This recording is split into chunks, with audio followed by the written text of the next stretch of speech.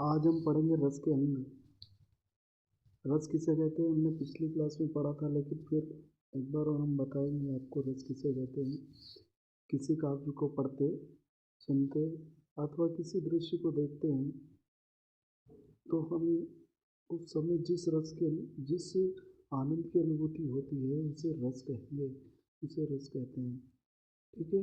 अब रस के अंग। रस काव्य की आत्मा है, यह तो आपको पता ही है। रस के बिना काव्य की पूर्णता नहीं है। रस के अंग। रस के चार अंग होते हैं। रस के कितने अंग होते हैं? रस के चार अंग होते हैं। रस के चार अंग होते हैं। वह आपके डेस्क बोर्ड पर सामने है। तो रस के कितने अंग होते हैं? चार अंग होते हैं। पहला है स्थायी भाव। ठीक है।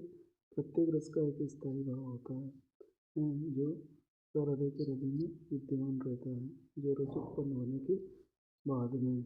अनुभाव किसे कहते हैं? जो रस उत्पन्न का होने के बाद जो जिसका स्वरूप बनता है, जो वो अनुभूति करता है, वो अनुभाव है। ठीक है। और विभाव किसे कहते हैं? तो रस उत्पन्न करने वाले जो कारण होते हैं ना, वो विभाव कहलाते हैं। रस को उत्पन्न करने वाले जो कारण होते हैं, उन कारणों को ही हम विभाव कहते हैं। संचारी भाव। ये संचारी भाव की संख्या 33 बताई गई है। 33 होती है और आपको 33 याद रखना है। 33। ठीक है। और संचारी भाव क्या है? इन्हें व्याभिचारी भाव भी कहा गया है, जो कुछ समय के लिए आते हैं और वापस चले जाते हैं। ठीक है। इनका विलोपन हो जाता है, ये समाप्त हो जाते हैं।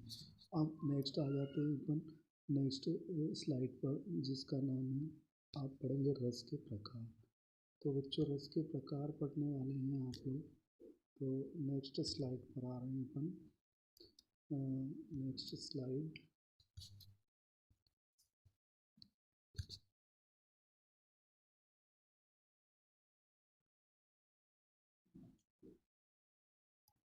यस।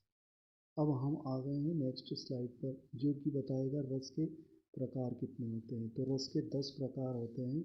रस मुख्यतः 10 प्रकार के होते हैं। पहला है श्रृंगार रस। तो श्रृंगार रस आप जानते हैं, जिसका स्थायी भाव जो होता है श्रृंगार रस का, वह स्थायी भाव जो होता है वह रति या प्रेम होता है। रति या प्रेम होता है, रति। और अगला है शांत रस। शांत रस का जो स्थायी भाव होता है वह होता है निर्वेद। निर्वेद जिसे हम कह सकते हैं वैराग्य धारण करना, मतलब वैराग्यता आ जाना उसमें। ठीक है। करुण रस। करुण रस किसे कहते हैं? करुण रस का होता है शोक या दुख। ठीक है, दुख।